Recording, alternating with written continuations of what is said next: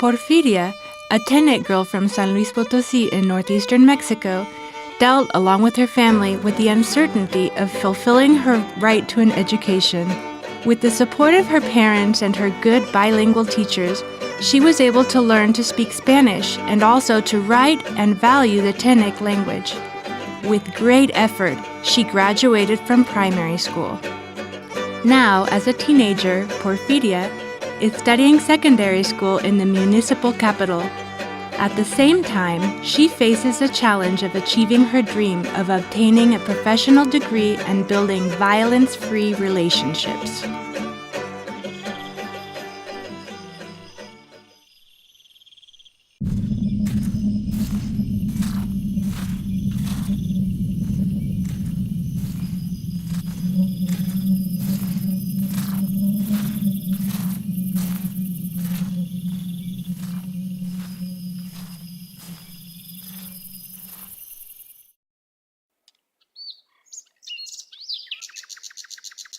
I'm sorry I'm late. These legs are not as nimble as yours. Porfiria turned around and saw a thin, hunched-over grandmother with long white hair approaching her. Next to her was a little dog. Is she talking to me? It seems like she can read my mind. Yes, little girl, I summoned you here today. Who are you? That doggy seems familiar. Look here, Porfiria. Ever since I found out you were going to be born, I promised that I would support you in hard times.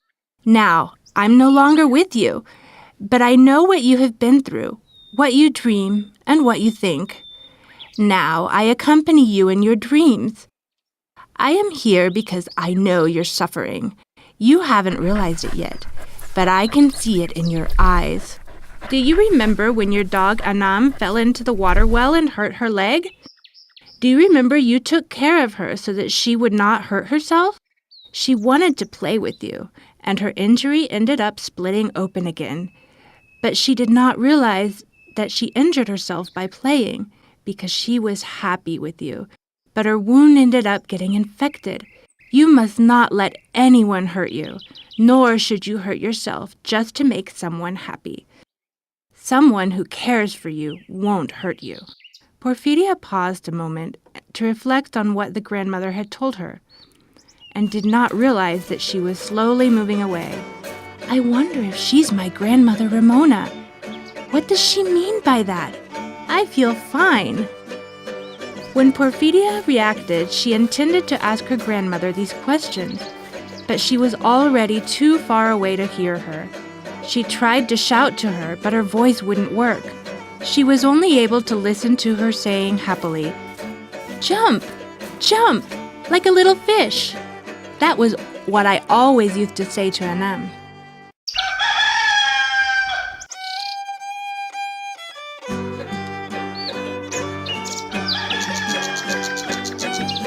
What was my grandmother trying to tell me in that dream? My family is fine, also my friends. I have no problems in school. I love music, and I'm getting better at it. Oh, and everything is fine with Pablo. I'm convinced that everything in my life is going well. After reflecting a bit on her life, Porfiria started to get ready to go to school. Today she would see Pablo, her boyfriend, who was older than her. He was born and raised in the municipal capital and worked as a stock boy in a store, and didn't know much about Porfiria's community. She fixed her hair up more than other times and used a perfume he had given her as a present. When she finished school, she waited for him to go to the creek, a very pretty place in the town's outskirts. There they would spend their time together, alone. Only her best friend Isa knew about their relationship because Porfiria was afraid that people would get the wrong idea about her. Skinny girl, why don't we go to the plaza or play video games like the other couples in town? I've been wanting to treat you to an ice cream for a long time. I've told you before, sweetheart, I don't want us to be seen because the rumors might reach my parents, and I wouldn't want them to think I'm not committed to my studies. The thing is that you don't care for me as much as you say. Maybe there's someone else, and that's why you're trying to hide me away. Don't say that. You're hurting me. I love only you. But you know I can't tell my parents about us because they would worry and think I want to get married and have children soon like most of the girls in the community. So you don't want to marry or have children with me? Porfiria was quiet, thinking.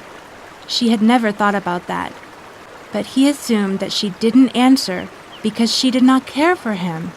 She was on the verge of tears, and when he noticed this, he apologized for speaking to her so harshly. Look here, Skinny. Don't you worry about continuing your schooling. After all, I'll provide for you and our kids. What's more, my boss is looking for a maid to clean his house. If you work with him, soon enough we can put together enough money to build our home. Pablo's words filled her with doubts. She was deeply in love with him, but did not want to stop going to school. She would not abandon her dream of becoming a lawyer.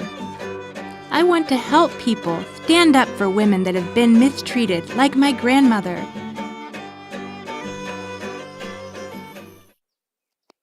Let's see each other, Porfiria.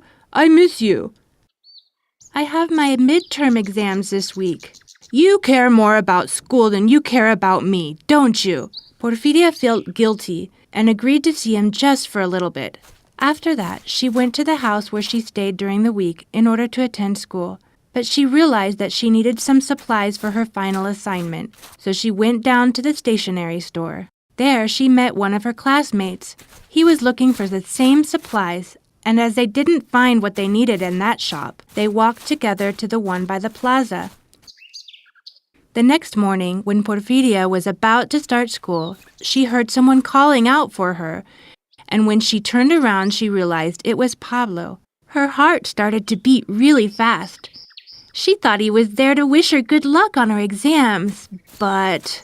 So you don't have enough time for me, but you do find time to go out with other guys. I've already been told that you were seen with some fellow yesterday afternoon.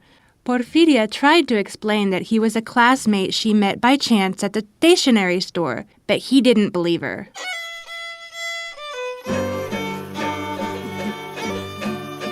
I don't want our relationship to end. I love him, but he doesn't understand me. My dreams. Is this what Grandma anticipated?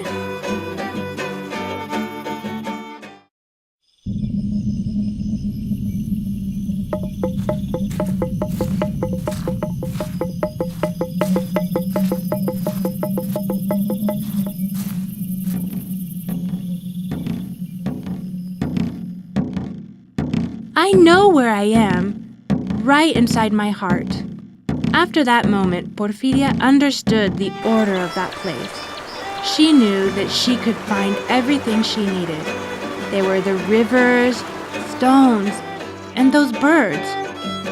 Everything that had shaped her life at some moment could be found there, and she knew exactly where each thing was. Pablo, in his confusion, gazed at himself in a puddle of water. Is that me? He stood still in astonishment for a little while. Then he continued walking. Porfiria was behind him, avoiding being seen. He walked towards the tree. Grandma's tree!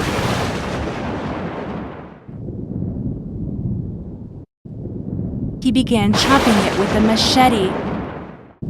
Porfiria could feel each machete blow. With each hit, her pulse got weaker. He managed to cut some branches, saying it looked better that way. He reached out to one of the higher ones, a branch that had a bird's nest on it, and when he hit it with the machete, "Leave me! You can't cut more branches! You can't cut down my dreams or my ideas! You can't hurt the ones I love! I don't want you to hurt me any longer!" Porfiria yelled so much that she vented all her anger. Surprised, she noticed that Pablo was very small. Little by little, she calmed down. Pablo, dwarfed, seemed even more confused and dropped the machete. "I'm afraid, Porfiria. I don't know where I am." I'll help you. I'll show you this world. This place is nice, but I think it needs some changes. No, Pablo. This is my heart. It's my life. You can't change it at your will. It's up to me alone, and I find it perfect just as it is. If you want to stay here, you have to learn to love it and respect it. This is my place. It's sacred, and I take care of it. If you want, you can help me keep it healthy, but you have no right to change it. The next day, Porfiria went to see Pablo at the store where he worked. They went for a walk around the plaza and sat down on a bench. She took his hand and talked to him about how she was feeling. She told him she loved him and that she did set aside time for them to be together, but if he didn't agree with what she wanted for her life, she could not keep dating him. She also said that she would only tell her parents about their relationship if he accepted her decision to continue studying and if he supported her in fulfilling her dreams, but she would never again let him hurt her. There was a long silence, after which he looked at her with sad eyes and responded that he didn't know why he felt so afraid. They had a long heart-to-heart. Pablo told her about how his parents and friends thought about those things. Porfiria understood where his fear came from. He said he didn't want to be like them, but didn't know how to avoid it. You know, Isa, Pablo may be my partner for life, or he may not be. But I do know that I feel stronger, because I know that I will not let anyone hurt me. In the meantime, I've got to pass those exams and work hard to achieve all my dreams.